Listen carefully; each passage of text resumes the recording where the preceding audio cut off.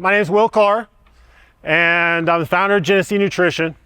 I played Division II basketball, went on and played overseas for a little bit while after I was done in college. And the reason I'm here to talk to you guys is I don't have any special credentials. I don't have anything really profound to say to you guys. There's nothing overtly special about what I have to say. But what I do think is I wake up every day passionate and excited about my life. Guys, I wake up every day and I'm thrilled. I'm happy. I love my life. I wake up with a smile on my face because everything that I get to do, every way that I spend my time, I thoroughly love and I thoroughly enjoy it. My passions are about doing things that I love, like going out and skiing, spending time with my friends and family, being a father to my daughter, making delicious protein bars that I get to share with student athletes like you all and people all across the country. When I first started Genesee Nutrition, there's been obstacles along the way. It wasn't even called Genesee when I first started. When I first started Genesee, I had the name Willpower, and I thought it was really cool because my name is Will. And I was like, hey, what a great name, Willpower, right? And it was a protein powder. That was my first supplement that I came out with. And about a year into the company, I got a cease and desist letter from this plastic surgeon down in Scottsdale, Arizona. And he had this little pill. He had this little pill that he called Willpower. It was an awful brand. Like, his branding was terrible. His logo was awful. And I don't know that he even did any marketing, but he owned the trademark for the name. So what are you supposed to do? You make changes, you shift. Life is about mindset. And with mindset, it's all about perspective. Your perspective that you have, whether you're on the field, whether you're in the classroom, whether you're hanging out with your friends in group, your perspective on the things that happen dramatically affects your ability to be able to react and respond.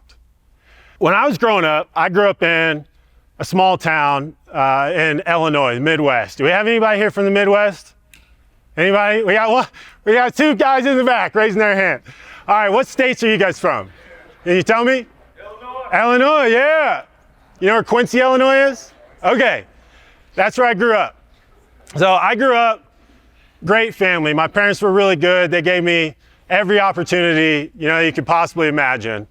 See, I have a brother, and he still lives at home with my parents. And growing up, he's 7, 8 years older than me, and he has a lot of disabilities. He's mostly blind. He's had to have a kidney transplant. He's had both his knees broken and realigned just so that he can walk a little bit normal. He couldn't tell you that 2 + 2 = 4. He can tell you about every country music song and who sang it from the 1950s up until the 2000s. As I was growing up, I had this really great reference point for me to give me perspective on the ability that I had. All of you sitting out there right now could run out of the bleachers and run out of this gym if a fire started.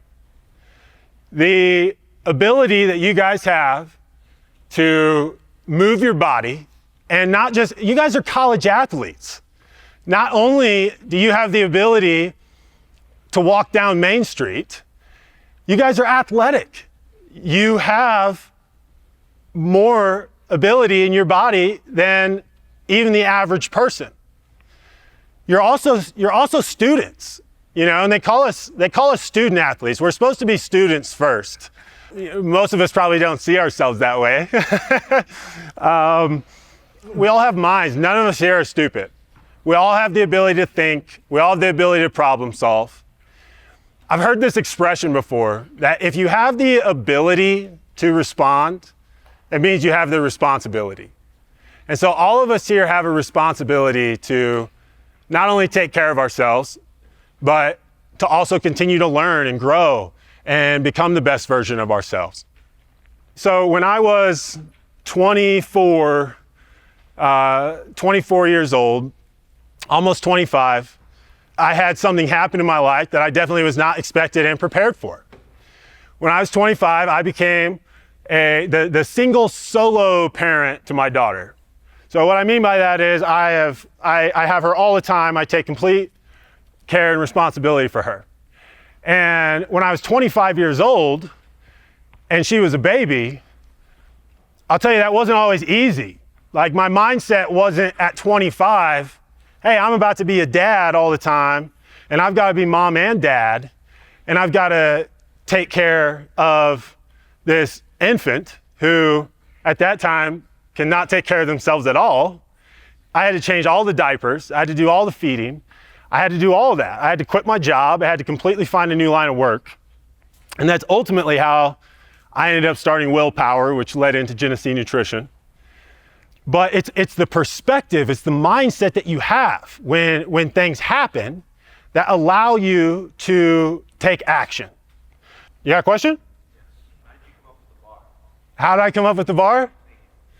To make a bar, you literally just go to a flavor house and you work with a food formulator and you get a formula for a bar.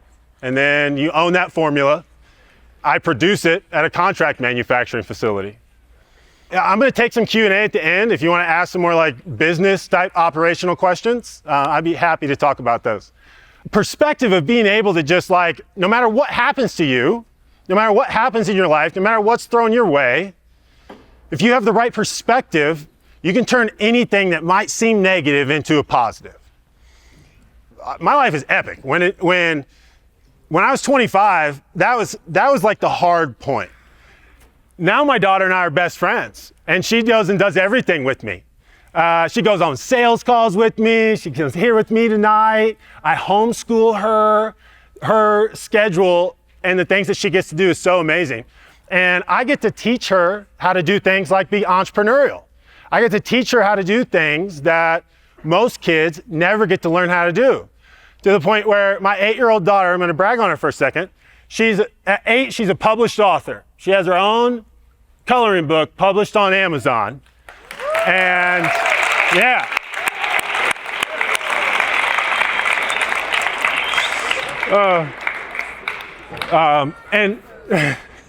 And if y'all want to check that out, you should check out her coloring book. It's at blakelydarling.com.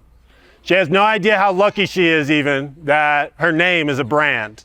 Blakely Darling. She'll be able to have her own jewelry, art studio, whatever she wants. To do these things, guys, it requires discipline. It requires discipline in our life. One thing I want to talk to y'all about is the difference between discipline and motivation.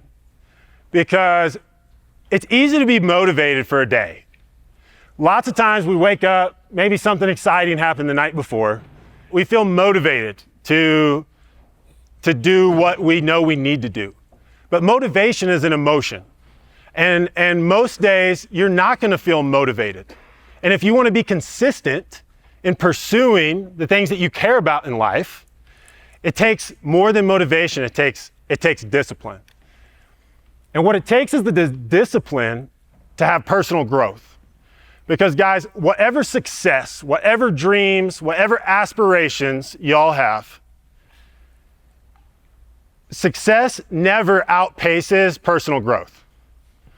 However much you can grow personally is going to directly relate to the amount of money you can make. It's going to directly relate to the opportunities that you have. It's going to directly relate to your ability to accomplish anything that you set your mind to. You have to grow. And when you're growing, you're going to find that you're going to leave people behind. It's one thing that I've been through in life. I have a lot of friends that I was friends with 10 years ago. I have friends that I was friends with in college. Like, y'all look around and see each other right now. Not all of you are going to end up being high achievers. You know, I would like to say that you all are going to be high achievers, but the reality of the fact is most of you, well, maybe I shouldn't say most of you. A lot, I don't know, you guys all know each other better. Maybe most of you won't be. But a lot of you won't be. There's going to be a few of you, and there'll be a lot of you that really take the time to do that. So I'll get into a little bit of health. Health is more than just about how we're healthy in our body, right? I mean, we live in a day where we talk a lot about mental health. But health is about your mind, your body, and your soul. And your health comes down to what are you feeding yourself? Like in your mind, what type of content are you feeding yourself? Like, are you just watching stupid TikTok reels that might make you laugh, but really just make you feel stupid at the end of the day? Or are you feeding yourself content that's helping you grow, helping you expand your mind, helping you see things in a way you don't see them? Are you feeding your soul and your spirit positivity? Are you giving yourself things that inspire you? From the body and a nutrition standpoint, what are we feeding ourselves as far as food? Nutrition is really not that complicated. With our protein bars, they're made with natural organic ingredients. There's nothing artificial. You know, we have no food colorings, none of that. But we all know what's healthy.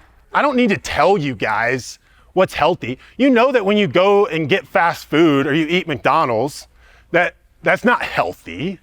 You guys know what real food is. We know what good quality proteins are. We know what good quality fats are. Nutrition's simple. We know that when we're buying processed boxed food, that's not going to give us the fuel that we really need in order to perform at the highest level, whether that be our body or our mind. You guys are doing great. Thank you. Thank you. See, so you guys are going to realize someday this is the game day for me now. You know, you all still get game days. And I still get to go play basketball in a rec league where I'm the only guy that's played outside of high school. So I play point. It's awesome. Never in my life have I played point guard. Never in my life have I had a coach allow me to dribble the ball more than twice. Now I even get to shoot threes. It's awesome. Thank you. Thank you guys. Thank you. You all are a great crowd. You all are a great crowd, yeah. Why you started Genesee Nutrition? Well, Where did it come from? I mean, the reason I started is because I needed a job. I needed to do something. And I had to figure out how to do something from home. And so it was really just problem solving and figuring out a way to be able to take care of myself and provide for my daughter and to do something that I felt like was meaningful. A lot of it, guys, is really just finding something you can be passionate about. Like, we overcomplicate that. All right, I'll take another question. What's up? Yeah. Well, you said you played point guard. How'd you come up with the name? Okay, so I only play point guard now in the rec league where I'm the only guy that's played outside high school. I was a 5. My favorite college stat was my senior year, 19 of my first 40 made baskets were dunks.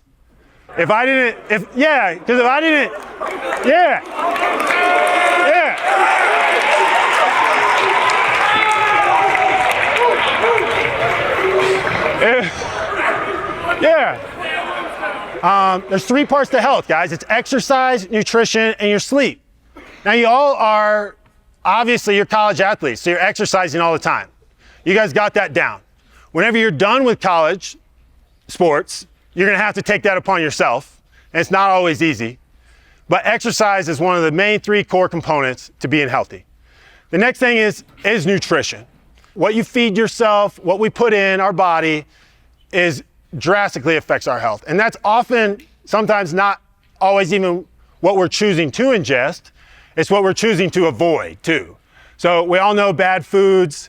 We all know things like alcohol are not going to help you recover as well. And those things are also going to mess up your circadian rhythm. I partied as hard as anybody in college, but that doesn't mean that was good for me. I mean, yeah, it was fun. We're supposed to have a good time. But at the same time, you want to take care of yourself. You want to be your best.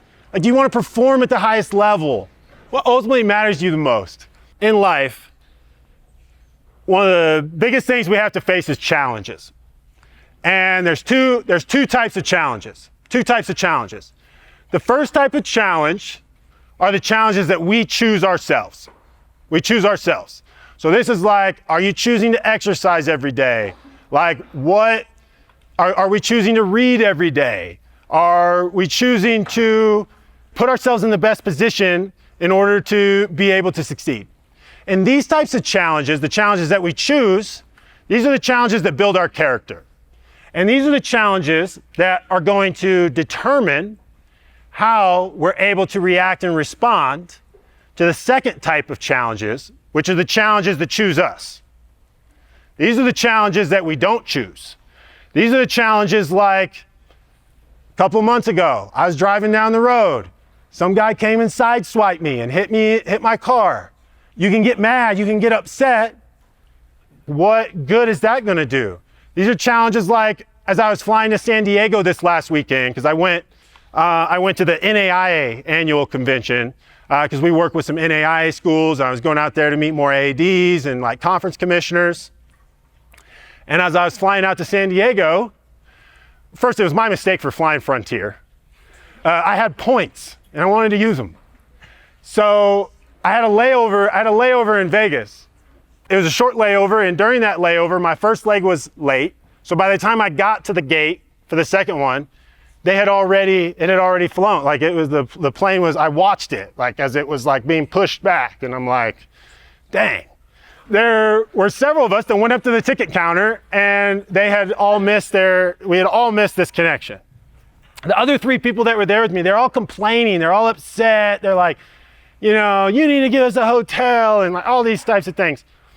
If I had stood there another 3 minutes and complained along with the rest of those people, one, not only would the flight they were trying to put us on was for the next day and I would have completely missed the event, but two, I wouldn't have been able to think and problem solve and figure out, oh, hey, maybe let me get online and see if there's any other flights. I literally am like running through the airport. I tried to book this Southwest flight on my phone. It was already too late to book it online. So, I mean, this is like an advertisement for Southwest, but I was able to call them and they were able to push it through, get me on. I'm able to like run on the plane, get there, get to my event. And these are like small challenges, right? Let alone like as we go out in life and there's like real things that happen to us, not just like missing a flight. Mike Tyson, he says, everyone's got a plan until they get punched in the face. Life is gonna punch us in the face a lot. So how you react to that, whether you're gonna have the integrity and the audacity to be able to stay clear-minded, clear-headed, not get emotional, and respond in a way that's going to allow the best outcome, that's completely up to you guys. It's a choice. We all have choices. Everything in life ultimately comes back to what do you choose? Patience, like patience. The one thing I've noticed is like, I'm a very ambitious person. I have a lot of goals. I have high standards. I have big dreams. I have my sights set on really, really large accomplishments that I want to obtain. And when you want things, like we live in a society of like instant gratification. Like we all want it right now. We want it now. But that's not the way life usually works. And I'm sure we've all heard of the law of attraction. It's something that gets thrown around a lot, it's tossed around. It's kind of like a cliche saying, honestly, at this point.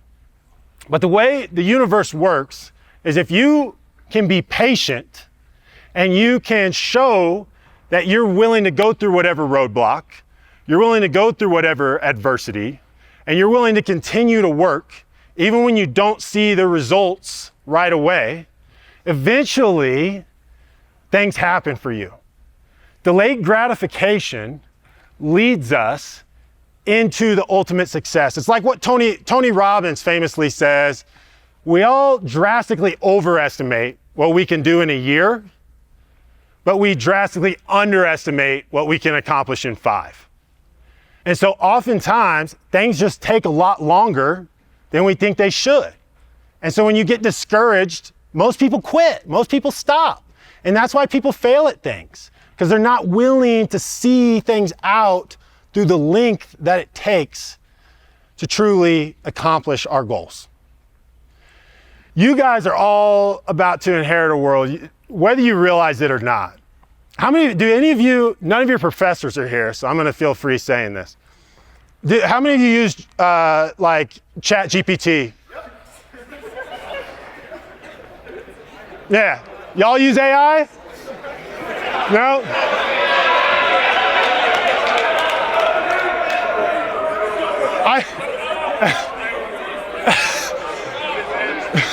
I would venture to say that more of you do. I think there's some people out here lying that are saying they do and they don't.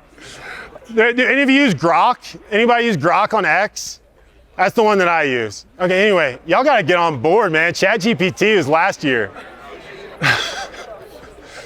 But guys, y'all are inheriting a world that is rapidly changing. It's rapidly changing. No matter what you think you're gonna be doing 5 years from now, you're probably not. You're probably not. At least you're not gonna be doing it the way you think you're gonna be doing it. Because we've got AI that's taken over a lot of jobs. We've got things like robotics that are completely changing the workforce. And these are gonna be full swing in 5 years. Like honestly, your guys' guess is as good as mine what the world's even gonna look like 10 years from now. When we know we're entering this world that's changing so fast, the greatest skill you can have is to be adaptable. And the way you can be adaptable is to problem solve and to look for the next opportunity, to be open-minded to what possibilities may be available for you. You can either make excuses in life, we can support our limitations, or we can fight against them. We can fight for our excuses and say, well, this is why this happened to me. So many people choose to be victims in life. And they're like, oh, poor me, this is happening. This happened to me, I have this disadvantage. Or we can choose to fight those limitations. We can fight those excuses and we can overcome them. So I really appreciate you guys. I'm excited to be here. This is fun. This is fun.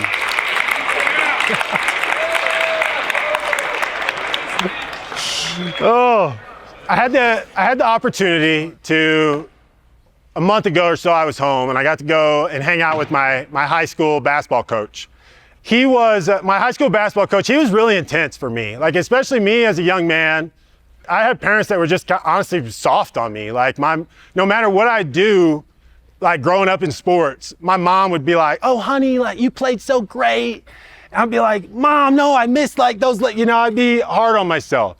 But my high school basketball coach, he wasn't that way at all. He's a perfectionist. Like he would get on to us for anything and everything. And the thing that he really taught me was, if you don't hold yourself accountable to your highest standards, no one is gonna do that for you long term. Like right now, you all have coaches. You all have people in your life that hold you accountable, that are guiding you. Long term, it's good to find mentors, but for the most part, you're gonna be responsible for that yourself. Let me close with just this last thing. Do y'all know who does anyone here know who Alan Watts is? Okay, a couple. Probably the rest of you have heard him in like some of your favorite dubstep songs. Like lots of times will like mix him in because he's a super famous philosopher. He tells this story of, if you could have any dream, like every night you went to bed, you knew you could live an entire lifetime. Every night you'd go to bed and the first night you'd have a wild time. Like you'd live out all your craziest fantasies, right? Every night you'd go to bed, you'd go to sleep, you'd live an entire lifetime doing anything and everything you could possibly imagine. Well, after doing that for several nights, you would eventually get bored of like choosing all the things that you got to do. You get bored of knowing everything that was gonna happen.